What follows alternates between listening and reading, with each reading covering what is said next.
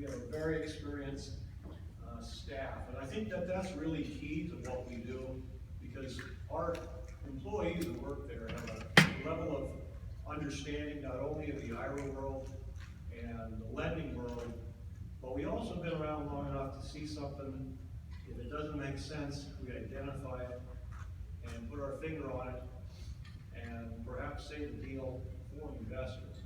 And let me tell you, I guess, a little bit about why I think our bank is different than most other banks. If you look at the bottom line, and that's kind of our tagline in our stock and trade, is we run our bank like a business, not a bank. And what does that mean? Well, we're from the Midwest. We're from Rapid City, South Dakota. I grew up in South Dakota. Jeff, the bank president's from Wyoming. And we have common horse sense, and we've been around long enough that if something smells fishy, it's probably fishy. So I think one of the biggest things that we do for Rita members, honestly, is provide a level of due diligence for your clients when they're going to invest in a piece of real estate. And what do I mean by that?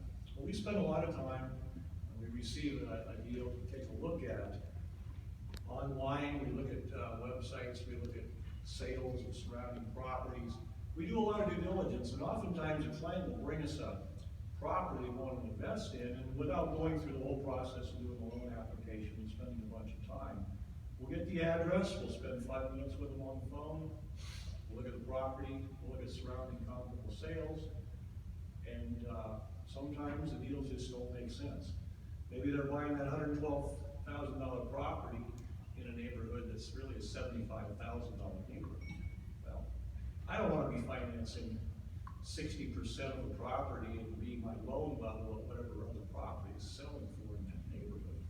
So we go through, we look at some sites, we talk to the client about what they're doing, what they're investing in. Does it make sense? Is it going to have some good recurring rental revenue? And if it does, we move forward. They bring us an application, and we close the deal usually in 30 days or less and give them a decision in a couple of days. But, you know, here's an example of due diligence while we go through. It's funny. It's not funny for this client, but I had one the other day where a lady brought to me a deal. She paid cash for a property and fixed it up, and now she wanted to extract a little cash back out, do an equity loan, get some money to invest in another property. Well, so we go do a title search on this property. Actually, it even stopped before that. The appraiser who we were going to send out there called back and said, you know, this house is halfway on that other lot that she doesn't know. Did you guys know that? We're going, you know, no, we didn't. I think we'll put the brakes on this deal and call the client. And I called the client and I said, you know, this property is halfway on the lot you said it was, but it's also halfway on a lot over here you don't own. You know, did you know this?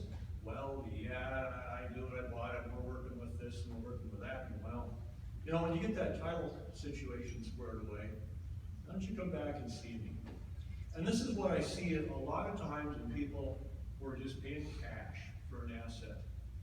They're not having somebody like us look over their shoulder and say, is this property really make sense? Does this thing really make sense? And they'll go buy a property, they want to close quick, they use their cash, maybe they're buying something at auction, they get into the deal, and maybe it didn't turn out to be what they thought. And I see this sometimes when they come back to us for a cash out refi. They'll be in a property and we'll be looking at it and going, you know, it's an example of one of those, maybe it's a $100,000 property in a $50,000 neighborhood, or it might have title issues.